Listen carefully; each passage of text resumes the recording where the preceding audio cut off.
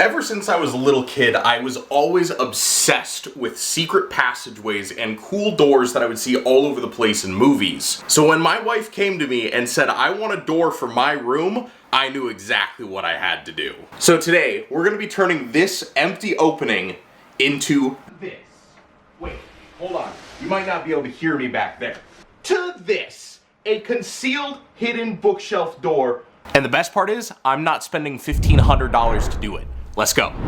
So my goal with this project is to design a custom hidden doorway that looks like a bookshelf. Now, you can buy pre-assembled kits for these online for about $1,500 to up to $2,000 or even more dollars than that, which I think is absolutely ridiculous for something that you can totally do at home by yourself. But before I go and design my door, I need to pull all of the trim off of this doorway because we used to have a bifold door here, and obviously that's gone now, but I need to get a very accurate idea of what the framing looks like underneath all that trim so I can design our new hidden doorway. So, it's demo time.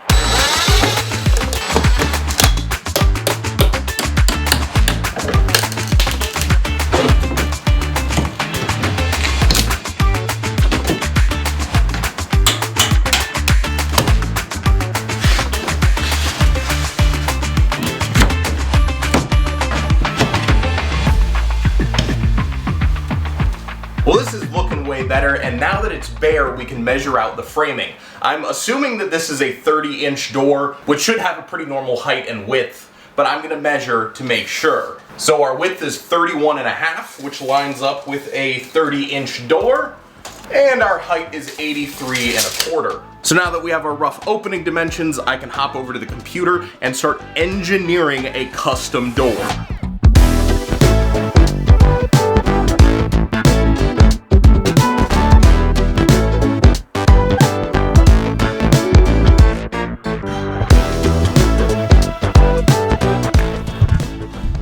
So now that we've actually got our digital plans made up, I've got a cut list and I know exactly what I need out of all of the wood that I've bought for this project. This should go pretty quick. It's just a couple simple cuts. We're using our Craig rip cut jig to cut everything down to size here, so this should take no time at all to break these sheets down into what we need. All right, boys.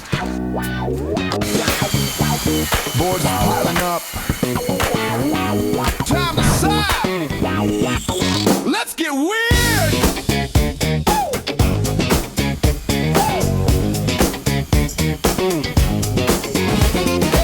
Grab the saw, feel the vibe, what's calling my name. Rip that 2x4, do it all again. Up and down, back and forth, chips fly like rain. Sweat dripping, back burning, but I love the pain. One more cut, then another, can't stop the flow.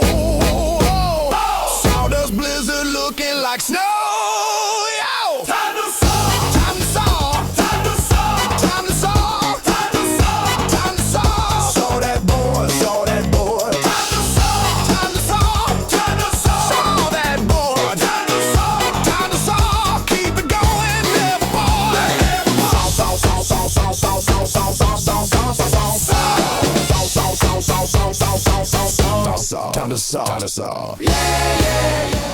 Now you might notice here that I am working with a new piece of equipment, and that is right, I got myself a joiner. Thanks to everybody who watched my living room table build video, I actually made enough money off of that to invest in some awesome new tools that are going to help me with a lot of woodworking projects into the future.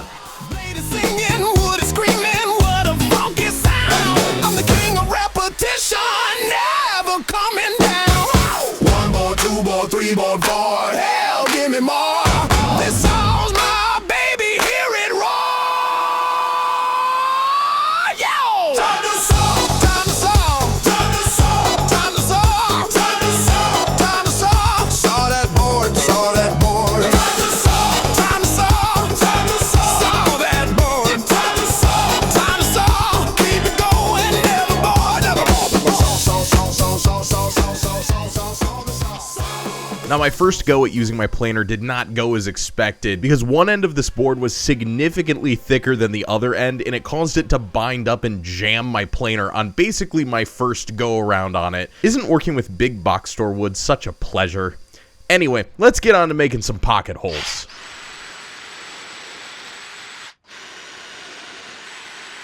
Well, I already made one mistake. These long boards are actually going to connect right up against the short boards like this. So I don't need pocket holes here at all. I need pocket holes in these, not in these. So thankfully I did this on the back of the board where you'll never see it.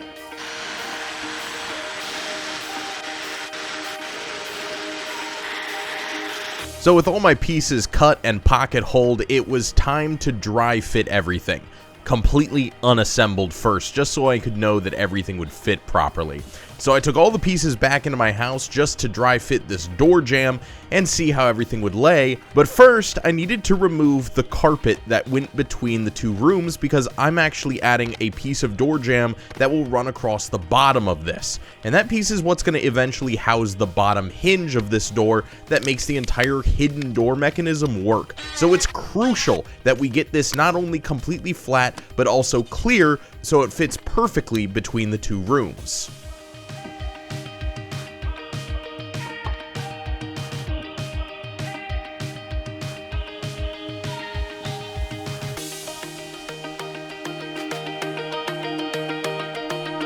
And that looks like a pretty dang good fit to me. So let's move on to getting this thing glued and screwed.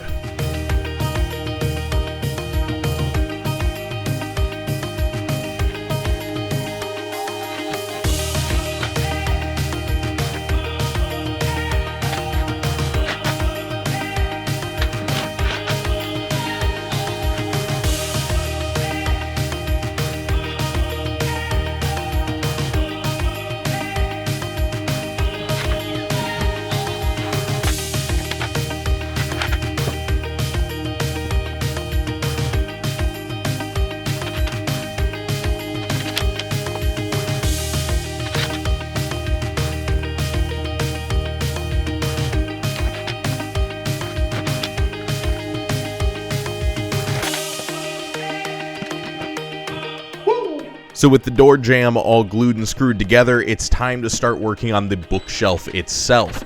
Now these are much larger pieces and they will be held at the right distance by the shelves that eventually go in here, but for now it's the same process: a couple pocket holes, some glue, and some screws.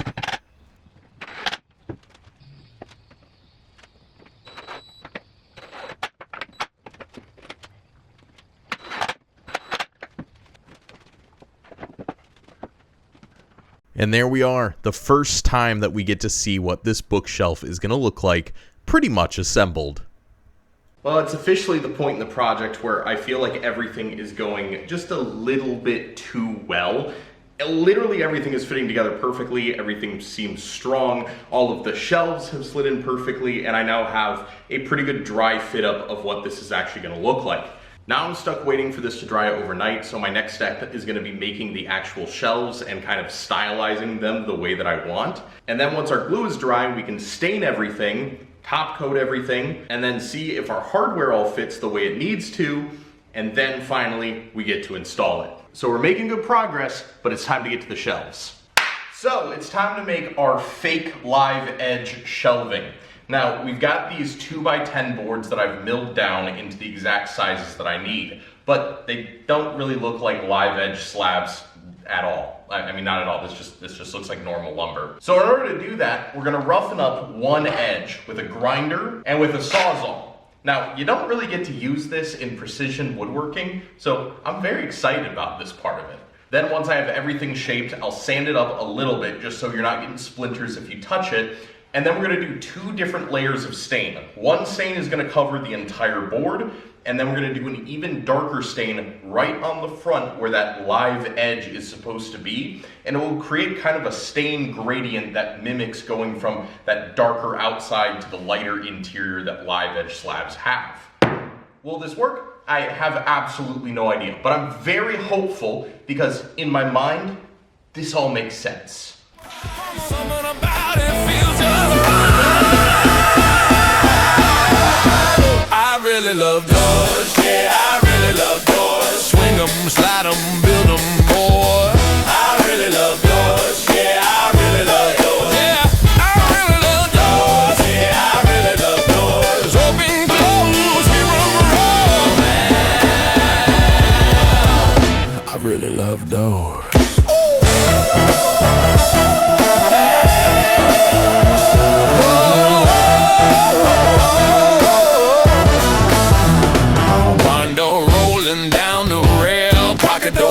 Demolition never fail. French doors open to the light. Every room feeling tight. Secret door behind the shelf, build it just for me, myself. Every gin, every last. Once you start, you're never back. Swing it shut, you're never back. Swing it shut, swing it wide. Hear that thump? That's pride. I really love doors. Yeah, I really love doors. Swing them, slide them, build them more. I really love doors. Yeah, I really love doors. Yeah, I really love doors. So hear 'em roar, let 'em roar.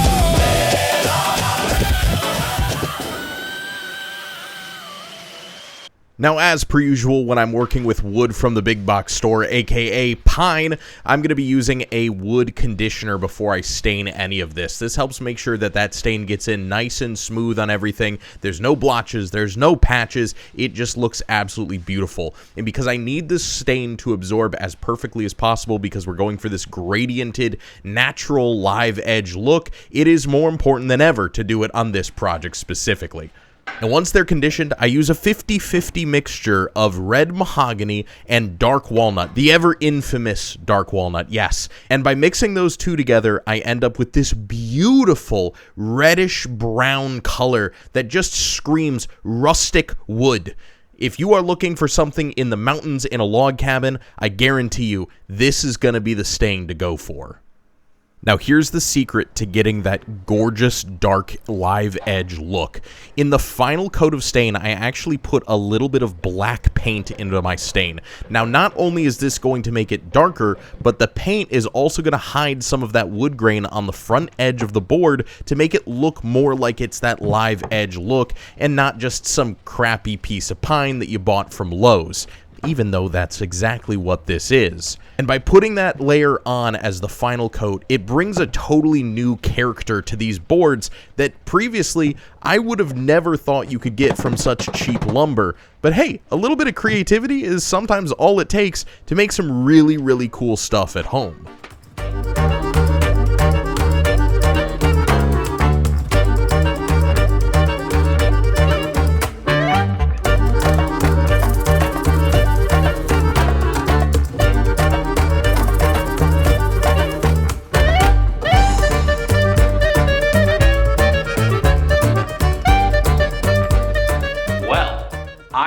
To call anything that I make perfect, but these came out exactly how I wanted them to.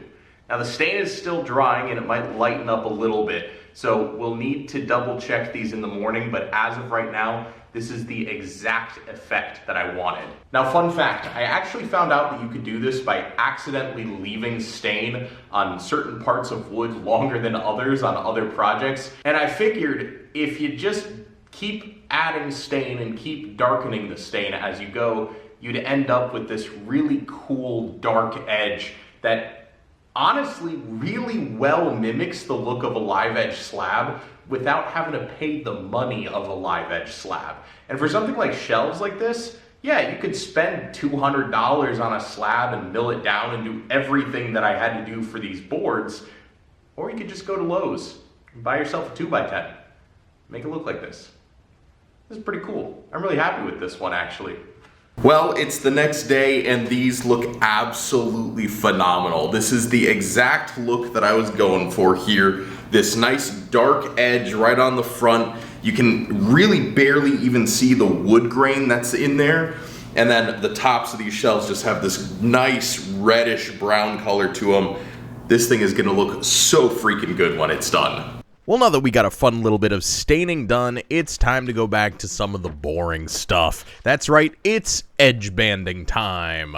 Now, if you don't know what edge banding is, it is the optimal way of hiding an ugly plywood edge. It's super cheap, it's super easy to do, and you avoid the cost and time of trying to do this with hardwood. It's just done with this flexible glue-backed wood that you iron, and then it adheres itself to the edge of your plywood. It's awesome. Now, because I'm trying to save a little bit of money here, I did use a ton of plywood instead of hardwood on this project, which means that there are a ton of edges to band. And that means a lot of cutting, and a lot of sanding, and a lot of precision work to make sure that this actually looks like a good, solid piece of wood. Because that's the illusion that we're going for here. We don't want it to look like plywood. We want people to think that we actually paid a good amount of money for this. However, we also don't want it to look like it's cheap Chinese particle board. We want it to look real. So another big benefit of the edge banding is it's actually stainable, which means that we'll be able to color match this perfectly to the rest of our bookshelf.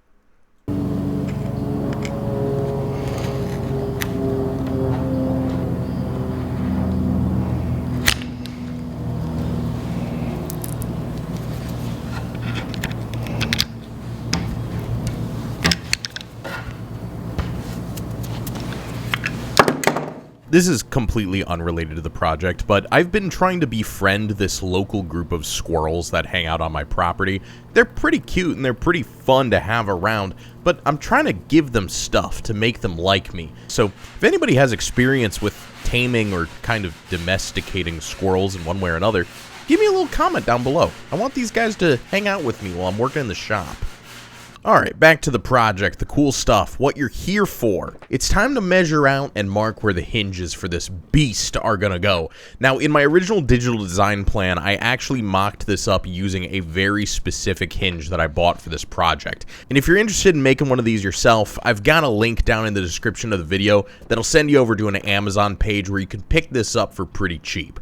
Now, these hinges are rated for over 800 pounds of weight, and I figure that on a regular bookshelf, even if we load it up with books, you're talking maybe 300-400 pounds. So I think these are going to be more than capable of holding all of the weight that we put on them, because this is mostly going to be a decor shelf anyway. Now, like I said, when I made the digital design plans, I planned it using these exact hinges, and that meant that I had to actually buy the hinges and have them in hand before I could measure them and copy all of those over to the digital designs. Because where you place this hinge, and specifically the center rotational point of the hinge, is going to completely change how big your door can be. Because if it's too far forward, it won't swing enough. If it's too far back, it'll clip into the jamb of the door and won't be able to open.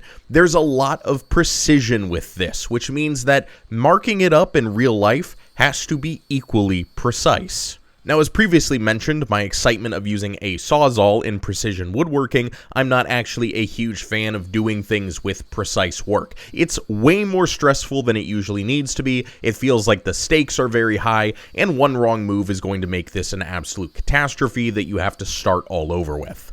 And I fight that feeling a lot when I'm working on projects like this, that if I do anything wrong, it's just going to be the end of the world, and in reality, it's just wood.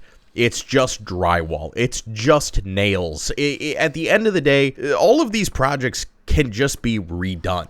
It's not the end of the world, and the stakes aren't really that high. I mean, the most that I have to lose is money on a couple pieces of wood. Now, I say at most as if wood is cheap these days, and unfortunately, I think I've picked the worst time possible to get into doing woodworking, because wood just seems to be climbing higher and higher and higher. I would have hated to be a hobbyist woodworker back during COVID, because the legends say that it was even worse back then. So if you've been doing this a while, leave a comment below, let me know. What is the cheapest that you have ever seen wood in your career or your time doing this hobby? Because I'd like to know if there's light at the end of this unforgiving tunnel. So anyway, we get the hinges set up, we get them all marked out. Some of these are going to be routed into the wood and others are going to be flush. And that's all based on the tolerances that I have planned out and the thicknesses of the hinges to make sure that this door moves very smoothly once it's installed and doesn't scrape or drag on anything. So that being said, let's go ahead and router out some holes in these.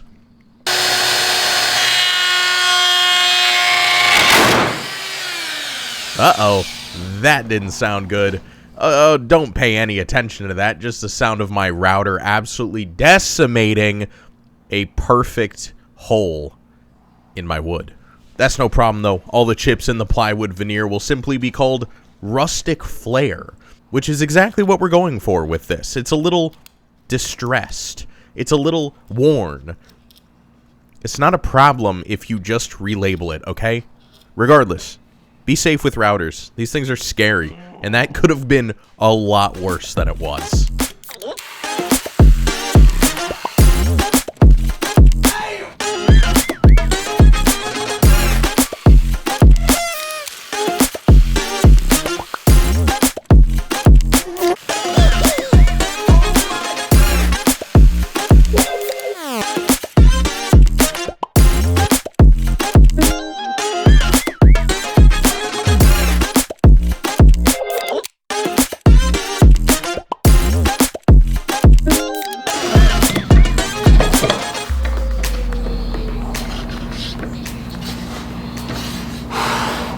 Alright, well now that we got our safety reminder of the project, it's time to get back to staining and cool stuff that's a lot more safe than working with power tools. Now don't be scared to work with power tools, because as long as you respect them, you'll probably be safe around them.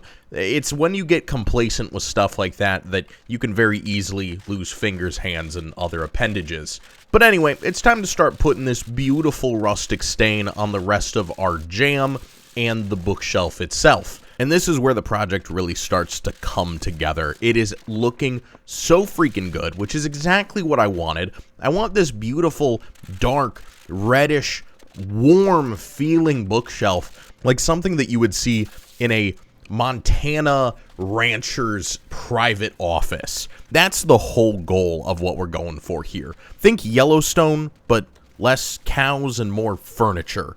If the Yellowstone was Amish, that's what we're going for. Amish Yellowstone, that's the one. All right, now that that's been decided, let's finish getting this stained up so we can start putting everything together.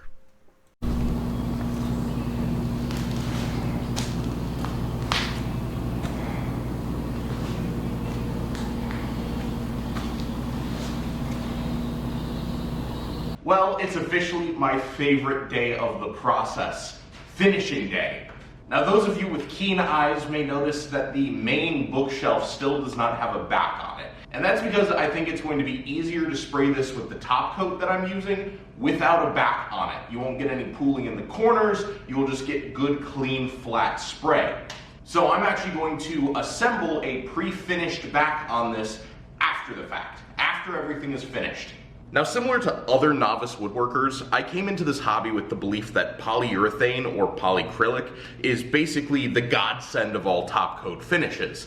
And while it is pretty easy for an average person to work with and it doesn't require any special tools to put on, you can do it with a foam pad or a rag even, I have something a little bit better for this project. And that is clear satin lacquer. Now this stuff is super cool because it's extremely forgiving, way more than polyurethane. It requires minimal to no sanding, and this is gonna be dry on our bookshelf before the end of the day.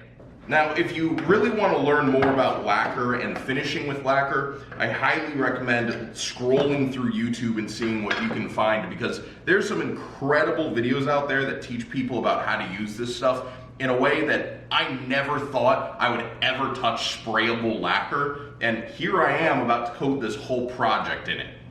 So I'm mixing about a 6-to-1 ratio of lacquer to lacquer thinner, and this should give me more than enough that I need to spray this whole bookshelf. And I have this cheap little spray gun from when I used to paint jet skis and cars that I'm gonna be able to use to spray this lacquer straight onto the wood. Now, one of the biggest differences between lacquer and polyurethane is the fumes. So absolutely make sure that you use a high quality respirator if you're spraying or even working with this stuff, because as soon as it's open and it starts fuming out into the air, this stuff is nasty.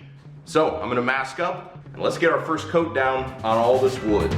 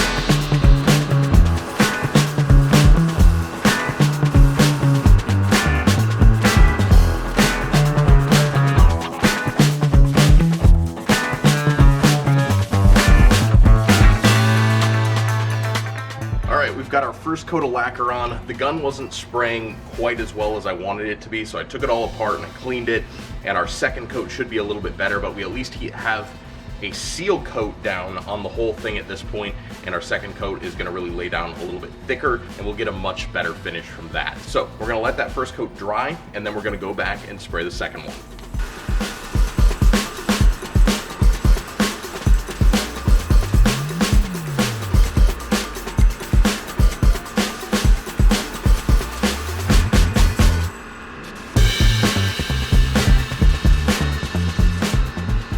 All right, our first, let's call it 1.5 coats of lacquer are dry, and I have sanded that first layer up to 800 grit, and these are baby butt smooth now. I can run my hand over them. There's no nibs, no dust, no nothing. So now I just have to sand these shelves up to the same 800 grit as the rest, and then we'll be able to spray our hopefully final coat of lacquer. Now, one really cool thing about lacquer is you can kind of see the dust left over from sanding here. And because lacquer is its own solvent, when I spray the third and final coat on these, that solvent will actually liquefy the dust that is left over from sanding and kind of just melts it into the finish again. So you really don't even have to worry about dust on your projects when you're sanding and working with lacquer. It's awesome.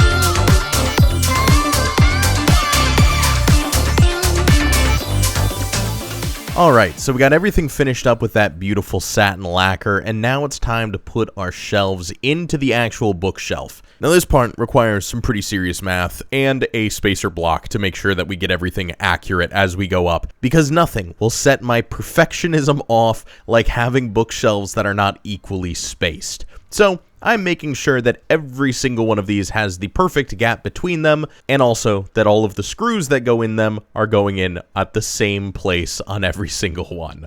It may be a little bit excessive, it may not be your cup of tea to do it this way, but for me, all of these little details are gonna matter in the long run because I want this thing to be as beautiful as possible.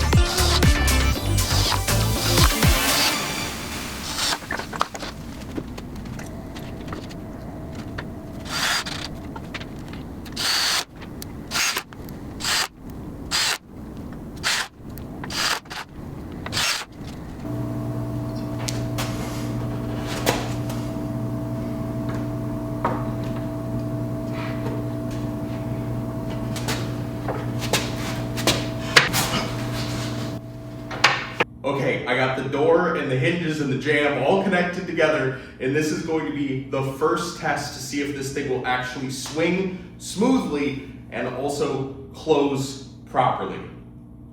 I'm very nervous because all of this is just computer math turned into a real life design, and this might not close. It might just smack into the jamb. I have no idea. Let's check it out. All right, so first step, we gotta straighten the jamb. There's a lot of weight on this front end when it's open, but it does feel like it's moving smoothly. Oh my gosh, it's gonna do it. It's gonna do it. Let's go! Yes! Oh my gosh. It actually works. It actually works. So here's what we're looking like on the walkthrough area. It's really not bad. I mean, you know, step through, step out. Look at this. You got to stand up straight to close it, but it'll be screwed into the door jamb, so that's fine. But look at that. Well, it's the next day, and welcome to beautiful, balmy Florida, where it's currently 40 degrees in my shop today. Unbelievable. We're getting record-setting winter colds here. It was down to 27 degrees here last night, and we literally got snow. Not sticking snow anywhere, but flurries that were falling. But the cold's not going to stop us, because today we're going to be cutting and finishing the back panel of the bookshelf that will hold everything securely and make it so you can't just see straight through the bookshelf. Now this piece shouldn't be too difficult to cut because it's just pretty much a big rectangle, but it does need to be pretty accurate to the size that the shelf is, otherwise we could end up with lips sticking off the edges. And I don't really want to have to flush router these because I've already finished the bookshelf, and if I run a router along the side of that, it could make some marks that I really don't want to be there. So let's get to measuring, laying out our lines, and then get cutting.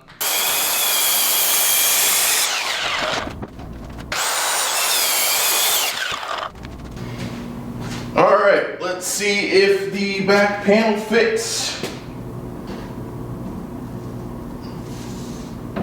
It looks like it might. It looks like it might.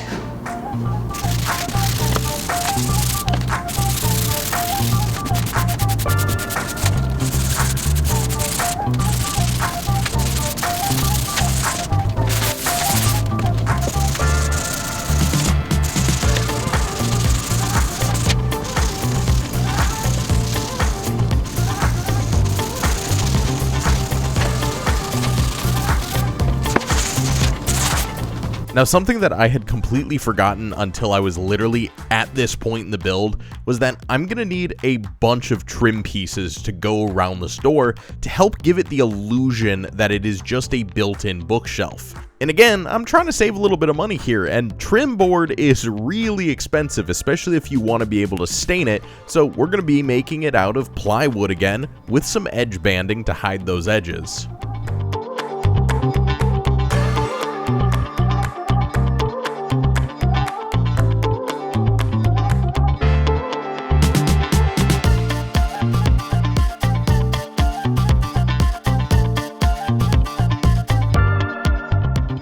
I was also super excited that I get to feel like a real YouTube woodworker now because I got to use CA glue in a project. That's right, the mystical CA glue. If you don't know what this stuff is, it's basically super glue 2.0. You have one part that goes in and acts kind of like a glue, and then you have one part that gets sprayed on as an aerosol, and it's basically an activator that seals and hardens everything instantly. This stuff is really cool, honestly. It's not just a YouTube gimmick, it is super awesome.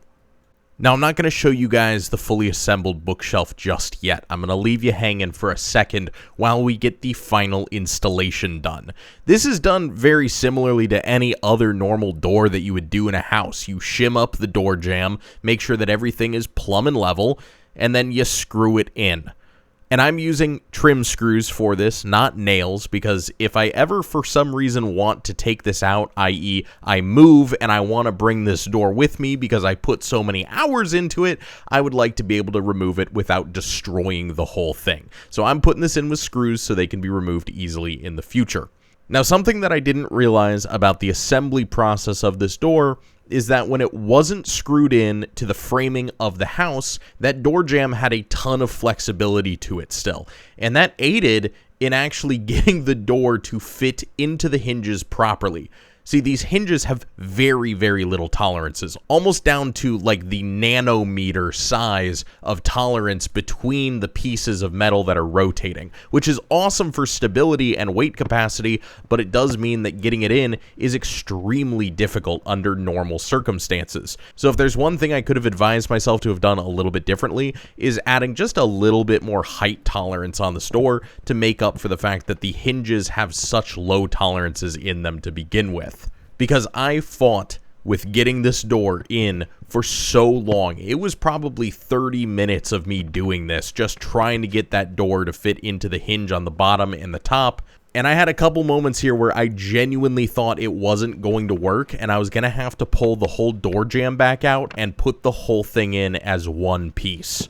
Thankfully, that isn't the way that it had to go. I was able to get the door in finally, and nothing was damaged on install. That's the most important part. And another reason why I really love Lacquer. It is very impact resistant. Now with the bookshelf in, it's starting to all come together here, which means that the trim is the last piece to go on. And the trim is really what sells the illusion that this is just an integrated bookshelf in a wall. You've got trim that looks like it's permanently mounted all the way around the door. You've got this beautiful header piece that I made for this, which really sells it. I think that this thing looks absolutely fantastic. So, it's time for some glam shots.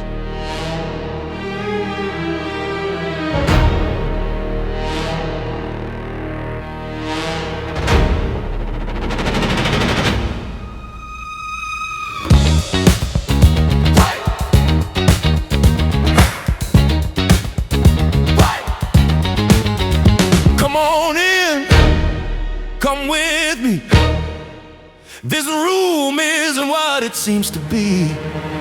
It's a hidden bookshelf. You didn't even know. It's a hidden bookshelf right there in the wall. Secret door, don't tell anyone. Secret door, hidden bookshelf. Secret door, don't tell anyone. Hidden bookshelf. Well guys, I think it's safe to say that this project has been a massive success.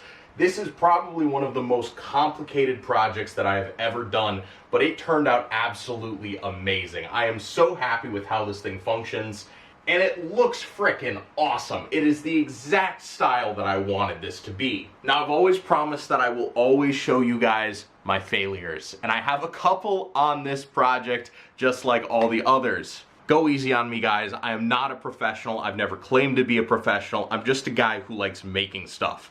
So that being said, here's the things that went wrong, and you guys might be able to learn from if you ever choose to try and make something like this yourselves. Problem number one, and this will be fixed very soon because we're going to be putting new laminate wood floors in this office space, but as it is, the door kind of scrapes on the carpet a little bit. You can hear it just... yeah, and it's a little bit hard to move like this. But that's fine. Like I said, we're going to be putting new laminate floors in here very soon, so that will change our clearance on the floor and give us the room that we need for that thing to move smoothly. Now, problem number two was back here behind the door. Now, when I first opened it, I had that crack that ran all the way down here between the door jamb and the drywall. Now, it's virtually gone. This thing is completely seamless all the way up, and it looks super awesome. The only problem is, when you close it,